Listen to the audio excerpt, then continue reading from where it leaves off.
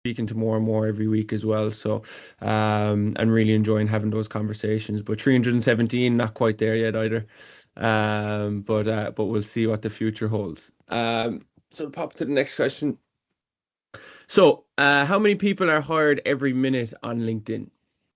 You can pop again into the chat, or if someone wants to pop off mute as well, no worries. How many people are hired every minute?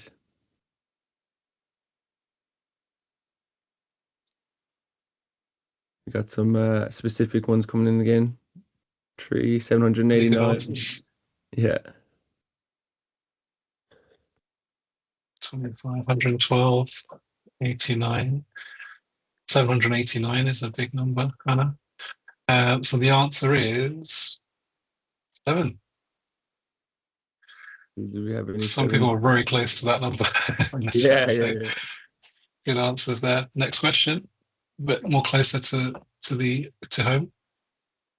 Exactly. So, what is the name of the ancient woodland in Essex that was once a royal hunting ground? Exactly, closer to home, this one now.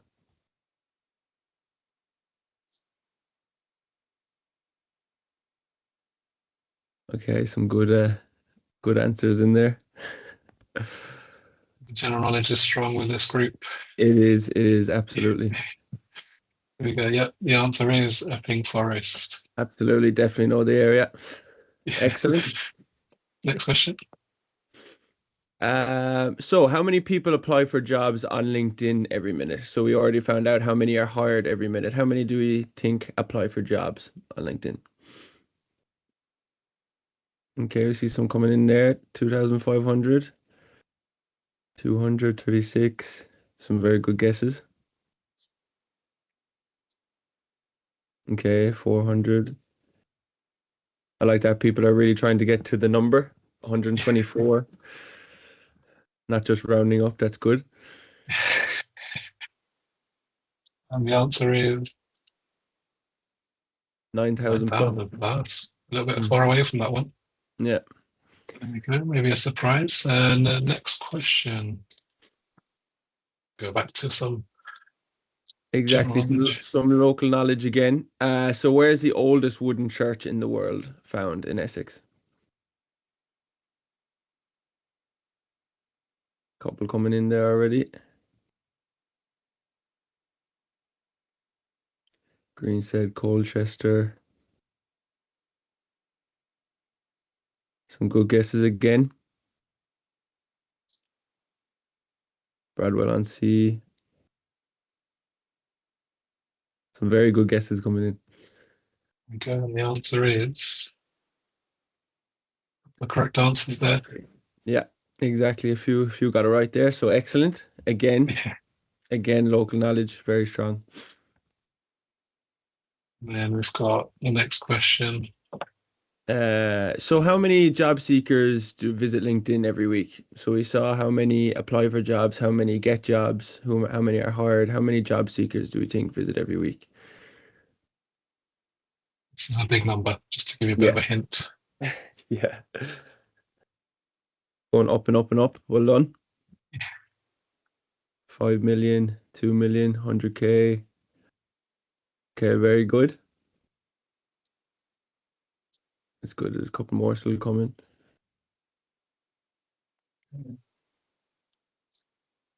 And the answer is 67 million. So some really good guesses there, but Yeah. up a bit more again. So yeah. Yeah. And I think we've got two more questions. More local knowledge to finish us off. What is the name of the oldest recorded town in Britain, which is located in Essex? So you've been on a roll with the local knowledge. I'm hoping we're staying consistent with this. Yeah, excellent. Yeah, this one looks like an easy one. Yeah. It is Colchester.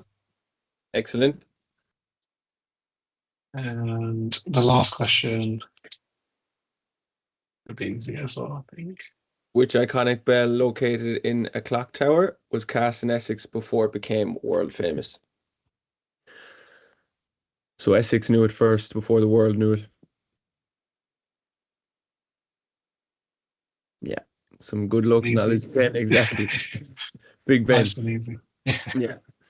Nice one to finish off on. Yeah, impressed with the local knowledge. That was excellent. So, guys, I hope you enjoyed it. I'll pass it back over to Bal for the agenda. Thanks, Carl. Hopefully that was just a recap of some of your local knowledge, but also some eye-opening numbers there in terms of LinkedIn. In terms of today's session, as we've talked about, what we really want to do is kind of just build the picture for you, so you understand what LinkedIn is, why it's important, I guess, in this space.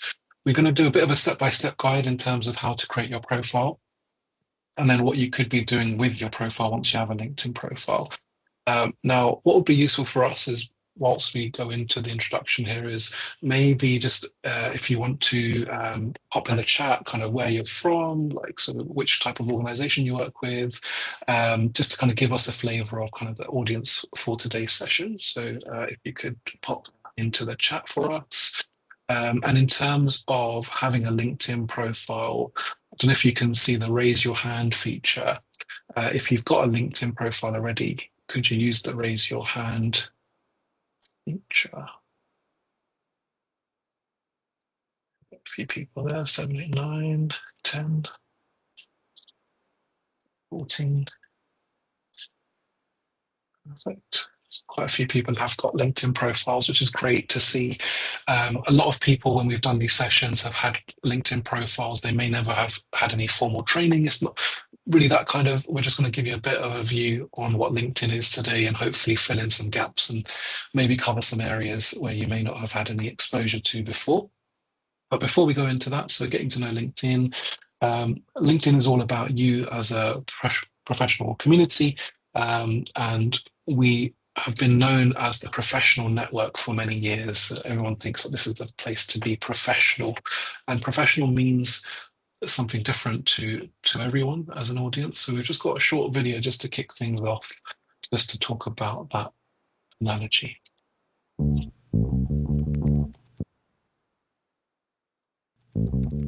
Let's talk about what is professional today. We can flip the script by writing our own definition, by getting rid of what's not working for us. Professional does not have shape, does not have limits. It's ever in motion. I've been a janitor, I've been a designer, I've been an executive. Creating my own seat at the table was doing things different than how it's ever been done before. There's always room to talk about equity. There's always room to talk about culture, because that is who we are. My multi-selves all feed into each other. It's just like an ebb and a flow. Dad life, work life. It's all life. There's work, and there's what works for you. Professional is you, professional is us. It's ours to define.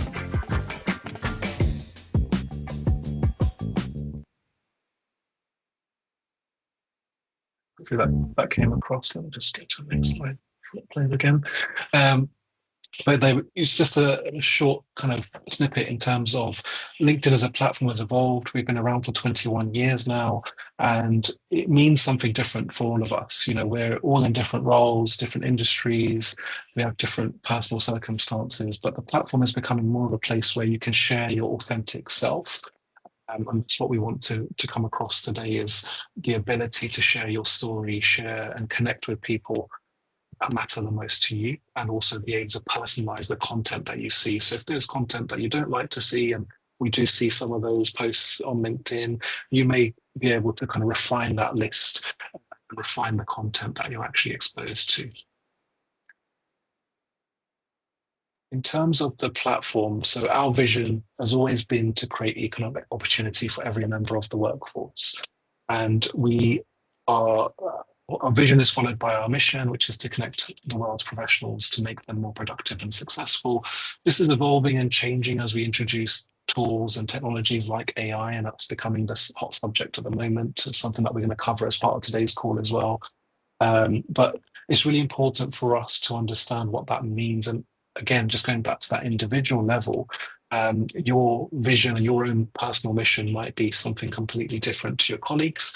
And LinkedIn is a platform where you can actually create those opportunities for each other. So we really want you to understand what that looks like and how you go about actually connecting to opportunity. We hold a lot of data on the platform. So we have 5 million plus data points that are collected every minute on the platform.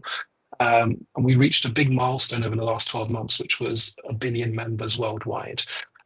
So you can imagine that from a data perspective, that really helps to define and shape the products and solutions that we offer. It helps to understand where there might be skill shortages, where there might be opportunities to grow. There might be, the job market understanding. So really helping to shape recruitment products and solutions. And then from a skills perspective, really looking at where those opportunities to do some career development or personal development to support the skills trends.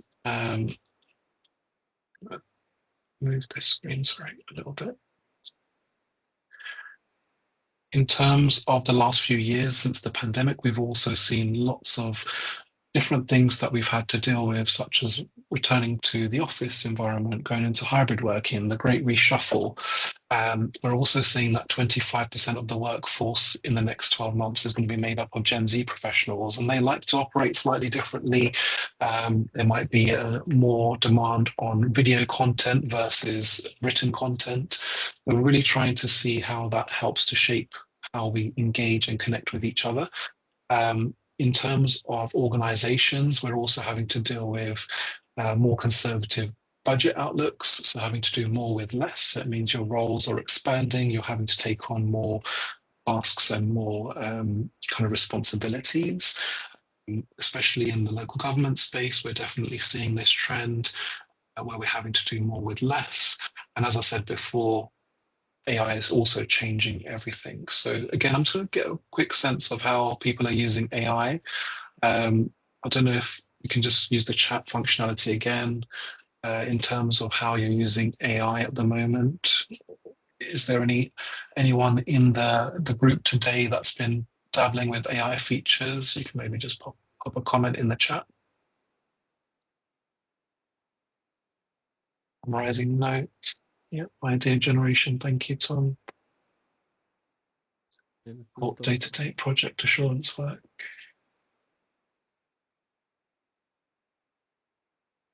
Use ChatGPT loads. Copilot. Isn't as good. That's interesting, Kevin. Thank you. Benchmarking a risk. So it's quite a big mix of people using the different tools. Copilot's been mentioned, ChatGPT's been mentioned. So there are lots and lots of different AI tools. And it won't be a surprise, but we've been using AI for, maybe 10 years in some form or another, but it's become the forefront of conversations now because of the advances in the technology. And LinkedIn as a platform is, also in that same space. We're owned by Microsoft, so we have lots of functionality that's being filtered through into our organization. We're making some real headway in terms of what's possible when it comes to recruiter and hiring tools, as well as the learning tools that we have available. Thank you for sharing that. It sounds like people are definitely being exposed to some of the AI functionality that's out there. We're seeing that trend kind of reflect into the platform as well. So we're seeing more job posts mentioning things like ChatGPT, AI, generative AI in the keywords, in the job descriptions. We're seeing people advancing their skills at a really rapid rate.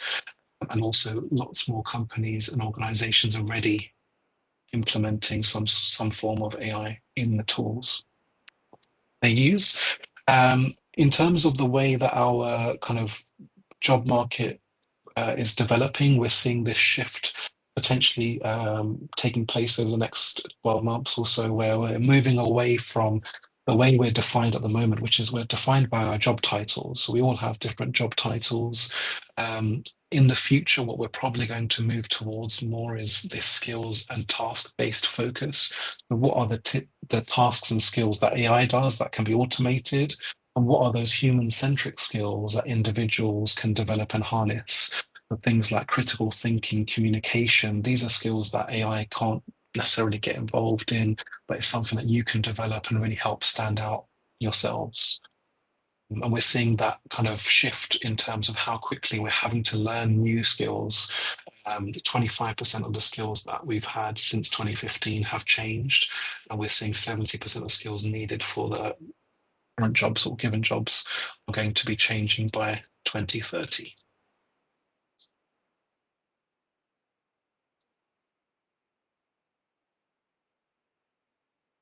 In terms of the LinkedIn outlook, so we have three key areas that we try to kind of explain in terms of how we're leveraging AI and how it can be used in a more trusted format.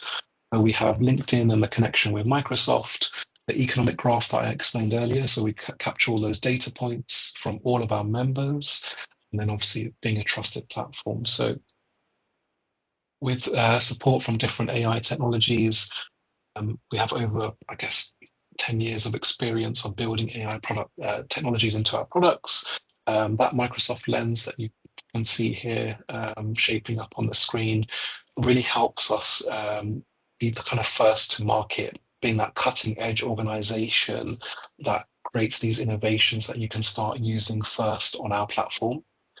The economic graph data is our ability to train the AI tools that we're using live information. It's not doomed data. It's using all of the information that we capture, all the millions of data points that we capture every day. And so that's the ability to actually build a valuable data set that we can rely on. And it go through there. So we can look at some of those data points. So 30,000 messages are sent every minute.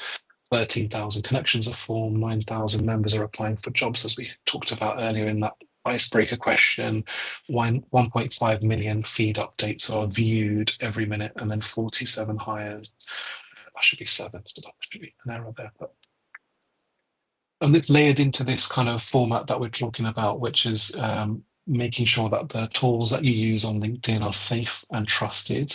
It's a combination of all of those things that we've talked about today to create this platform to proactively kind of be regulated, kind of looking from a compliance perspective. As a customer, you have the best technology, it's compliant, it works globally, and it can be trusted. That's a bit around LinkedIn. I guess it'd be a great opportunity to pause and reflect on any questions, anything that you've seen so far. Feel free to come off mute or pop a question in the chat. There's some feedback there saying that I'm sure the 365 team would appreciate the feedback.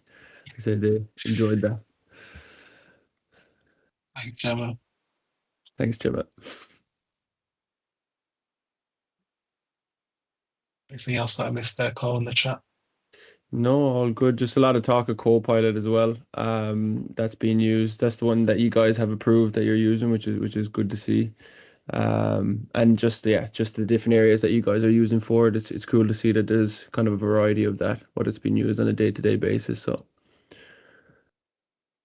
Everyone in this call from the council, or kind of where are you all based? With Tom or Darren might be able to share more about the audience. I think we're a majority of ECC, but a few external organisations as well. But I think the majority on the call are probably from Essex. So what we'll do is just move into the next segment then.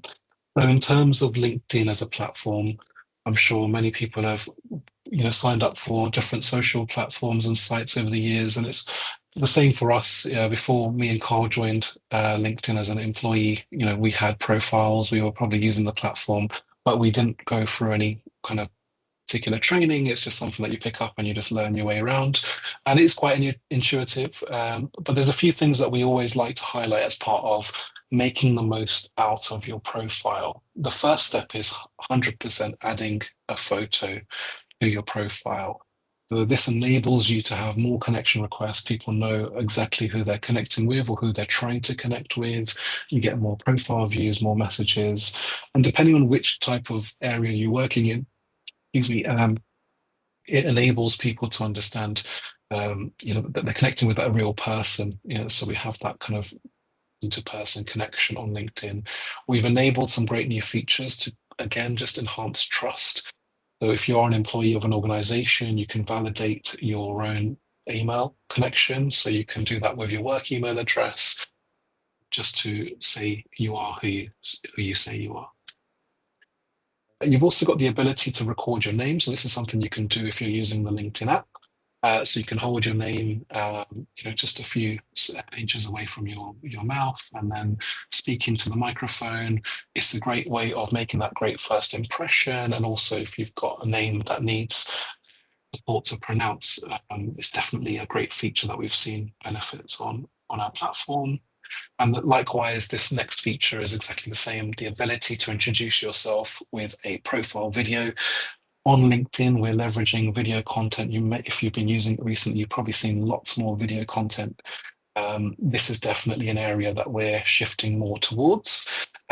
So this is a great way of just getting people engaged with who you are, share your story, highlight any of your goals. And so if you're connecting with people from a business perspective, they know exactly kind of what you're going to be sharing and what you're about. In the app, you've got the ability to use the prompts, as you can see on the screen here, that help you kind of prompt you to kind of answer the next questions and introduce yourself. I think the industry is quite important to actually connect with like-minded individuals, so people that are working in your space. So if you're working in the legal team, if you're working in finance, it's the ability to actually connect with people in your space. Obviously, if you're working for the council, most people will put government administration, but you can also think outside the box a little bit in terms of your own career goals. It might be that you're interested in a certain area, and that's kind of where you want to get into. And that's the ability to kind of shape your own personal profile by updating the industry information, which again helps you get more profile views, gets more connection requests on the platform. Then it's about talking about who you are as an individual, and you can do that in your summary section. So you can create a few sentences that just gives you a high level, we call it elevator pitch, in terms of who you are, your background and experience, the skills that you may have. Any of your major career accomplishments would all filter through into this section. And then you've got the ability to actually create featured content where you might have a particular video content or an article that you want to share. This can be kind of more front and center. So when someone clicks into your profile, they can actually kind of go through the carousel and see what you're sharing within your profile. As you scroll down through the profile page, the ability to actually share the different work experience you may have had over the years, highlight the kind of the tasks and skills that you've gained, and the ability to actually help connect to other people in that space, so your colleagues, managers, and any business acquaintances that you may have had. This information is really important to really help shape who you are, and like I said, get that validation of your individual profiles.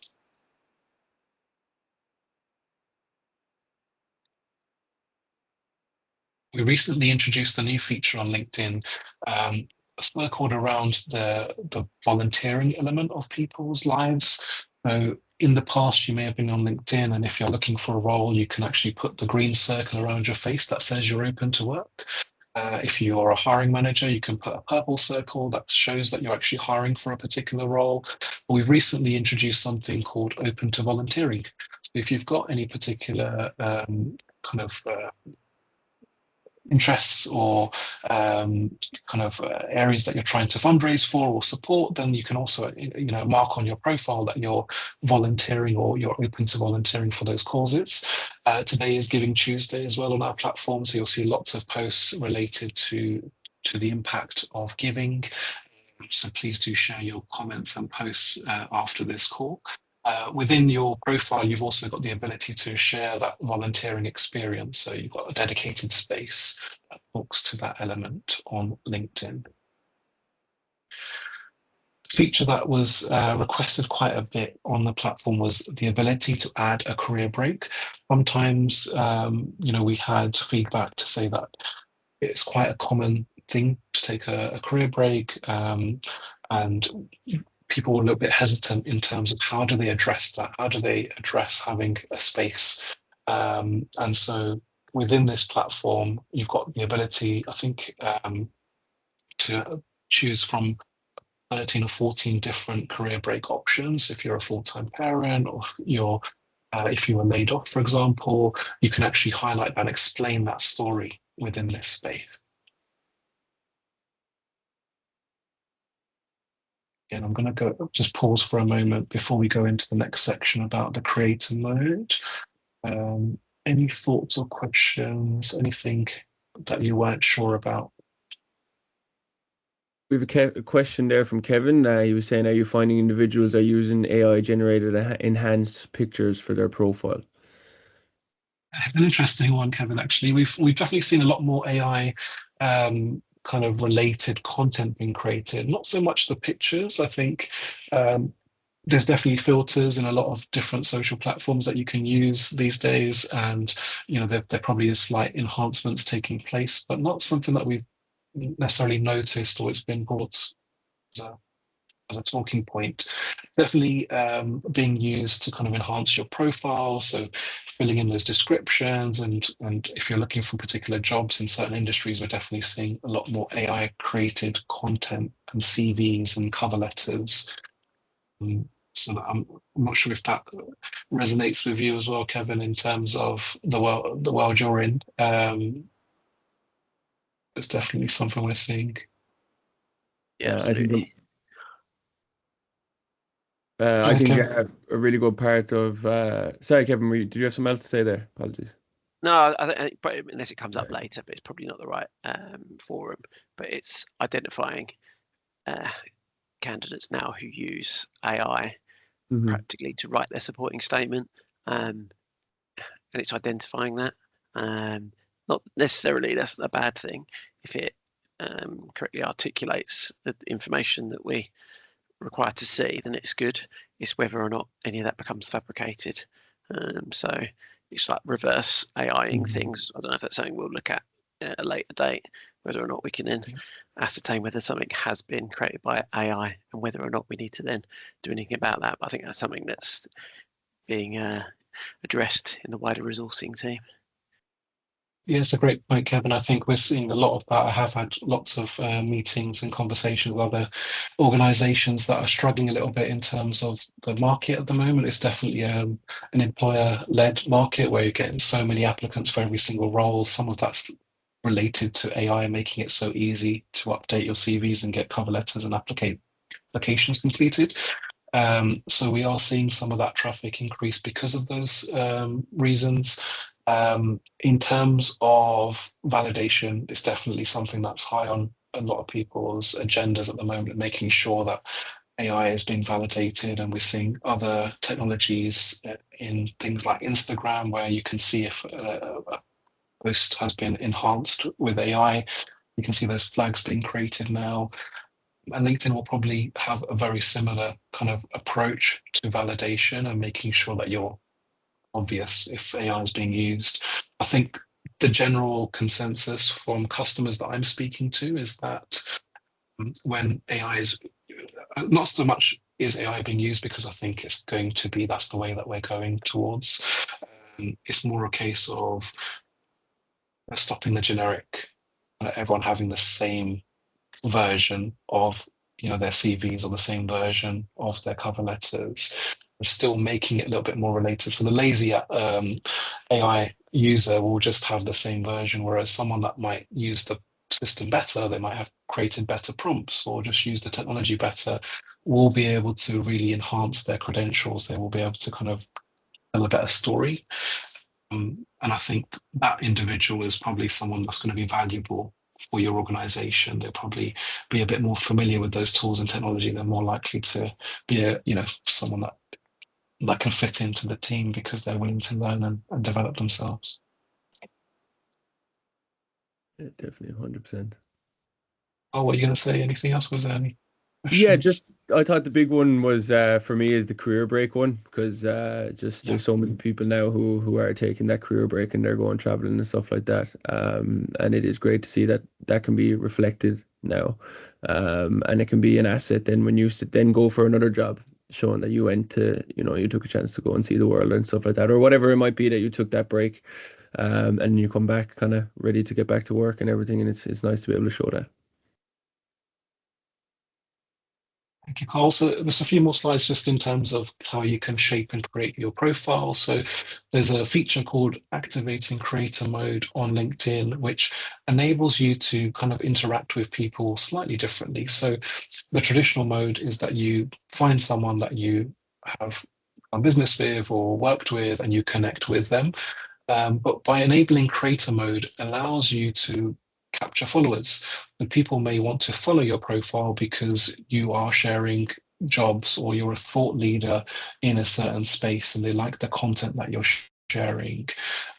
So there's an additional feature that you can enable so that you don't have to contend with connecting with people all the time. You might not know them or you might not be sure if they're the right person, for example.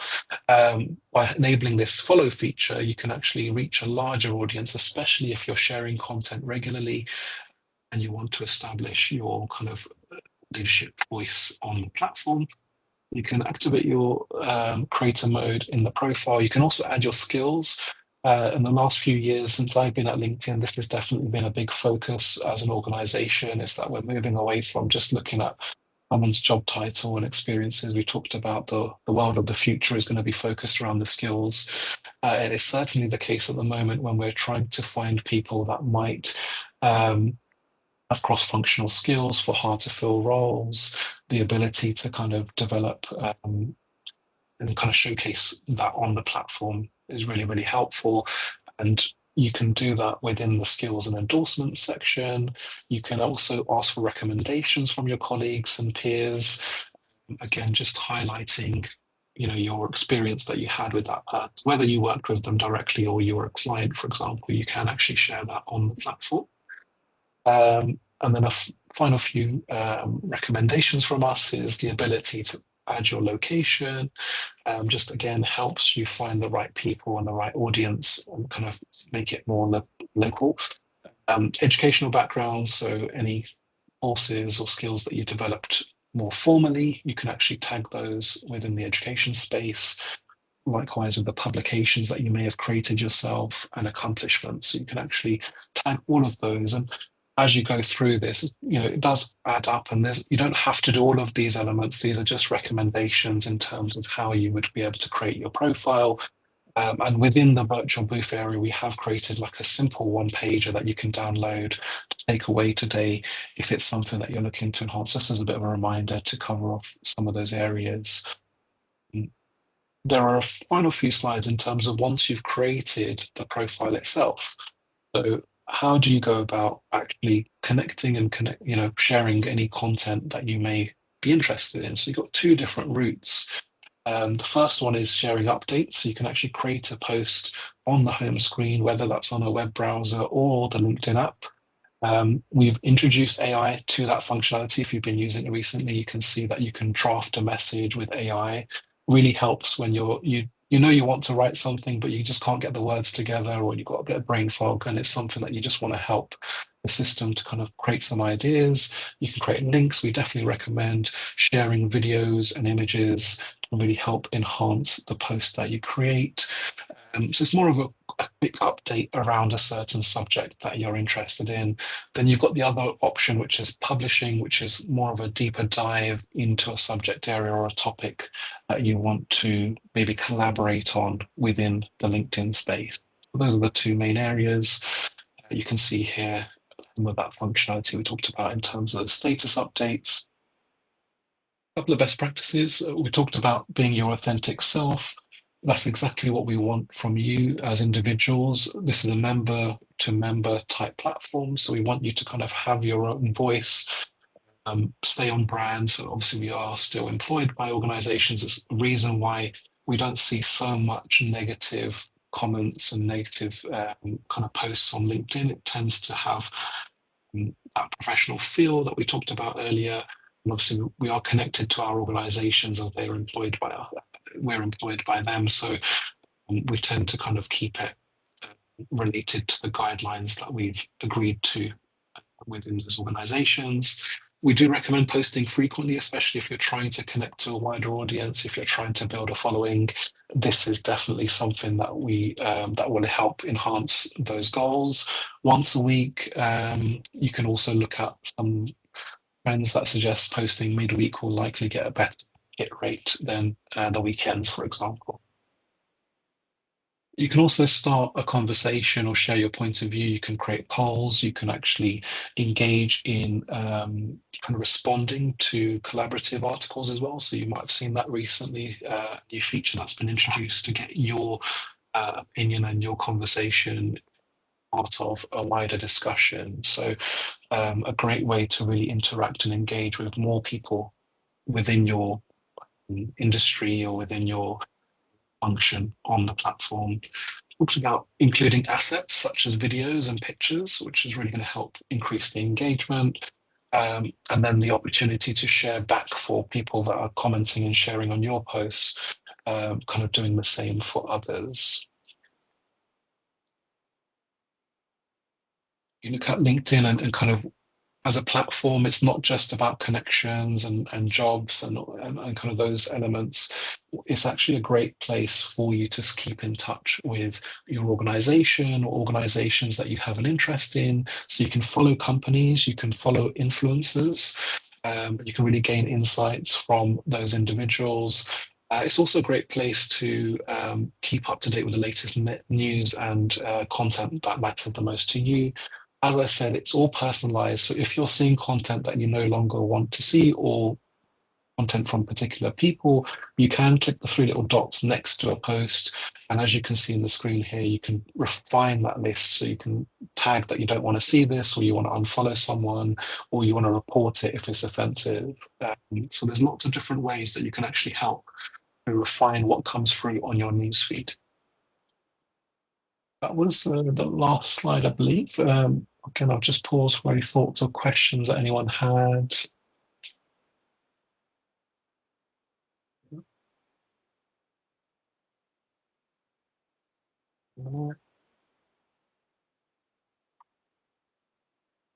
So we have got QR code that you can scan. So if someone wants to go through your profile review, if they've got questions that they want to take offline, or if they want to talk about anything to do with LinkedIn, you can just scan this code. I think Carl will just pop this in the chat as well as a link that people can click into. And we can share this and kind of complete the form later if you wanted to, just as a way of connecting with me and Carl with any questions that you may have that you may not want to post within this forum today. I'll leave that on the screen for a moment, but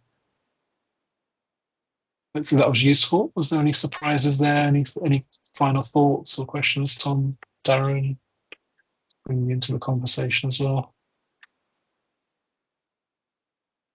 Oh, well, no real questions from me, Abel, but thank you very much for your time.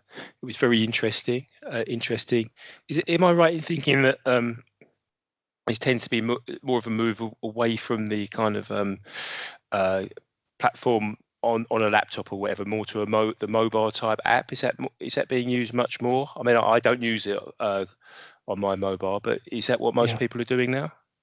Yeah, it's an interesting question. There's definitely more of an audience on the mobile devices than there is kind of laptop first.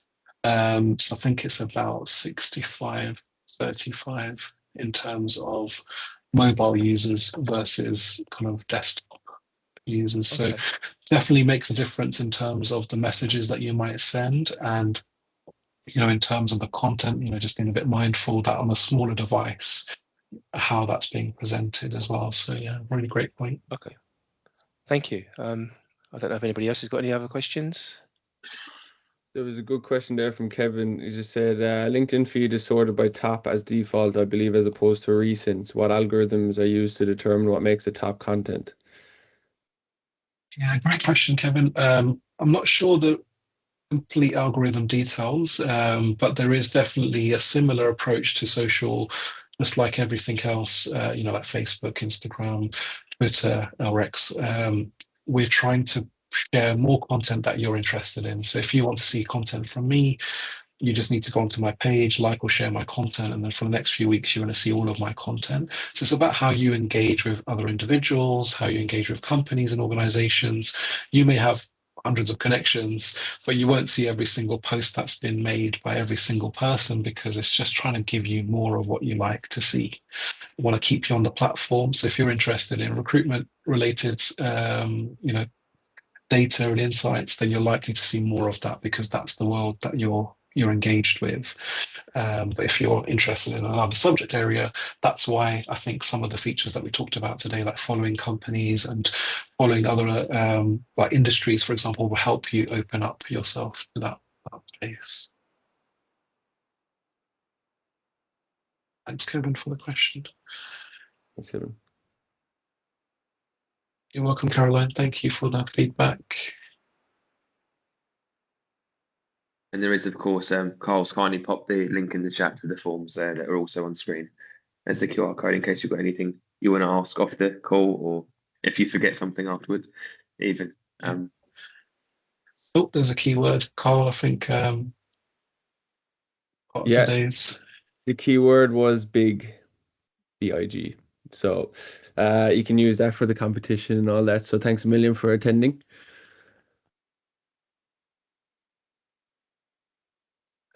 Well, thank you very much for your time, guys. It's been very informative. I'm sure everybody on the call has really enjoyed it. And yeah, thanks a lot. And we'll see you again soon. Thanks very much. Thanks everyone. Thank you both. The recording will be ready soon, I hope. Thank you, everyone. Cheers. Bye. Thank you. Bye. Bye.